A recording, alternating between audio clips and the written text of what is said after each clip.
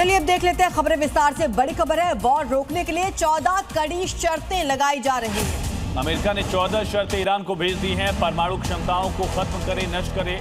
US ने साफ कहा ईरान में IAEA की पहुंच, यानी इंटरनेशनल एटॉमिक एनर्जी अथॉरिटी जो है उसकी पहुंच होनी चाहिए। एक और शर्त है कि सभी परमाणु प्लांट को नष्ट कर दिया जाए। हॉर्मुज को पूरी तरह से खोलने की भी शर्त लगाई गई है। साथ ही मिसाइल पावर को सीमित करने की शर्त यूएस की तरफ से लगाई गई है।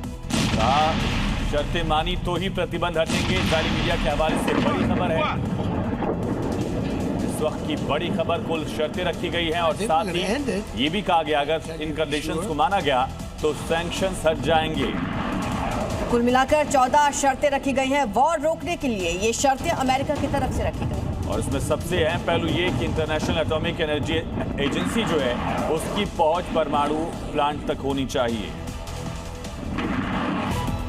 अमेरिकी राष्ट्रपति डोनाल्ड ट्रंप का बड़ा दावा, बोले ईरान से जीत ली है जंग, जल्द करेंगे ऐलान। ईरान करना चाहता है समझौता। ट्रंप ने ईरान के सामने रखी 14 शर्तें।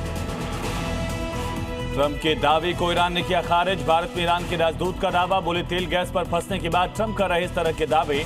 ईरान ने कहा सिर्फ JD वेंस से होगी समझौते की बात। इजराइल की राजधानी में ईरान के बड़े हमले, 100 किलो की ईरानी मिसाइल से अटैक, इमारतों और गाड़ियों को नुकसान, क्लस्टर बॉम्ब से मचाई तबाही। ईरान के हमलों के बाद लेबनान का बड़ा बदला, ईरान के राजदूत को देश से निकाला, रविवार तक लेबनान छोड़ने के निर्देश। मिडिल ईस्ट में जंग का दुनिया भर में असर, बांग्लादेश ने जेट ईंधन की कीमतें 80% तक बढ़ाई। 20 दिन में 111% की बढ़ोतरी, हवाई किराए पर असर पड़ेगा। मिडिल ईस्ट संकट पर शाम 5 बजे होगी भारत में सर्वदलीय बैठक, विपक्ष के सभी नेताओं को बुलाया गया। जंग के बाद पैदा हुए हालात की जानकारी देगी सरकार। भारत के LPG टैंकर पाइन गैस और जगवसंत ने पार किया हॉर्मुज।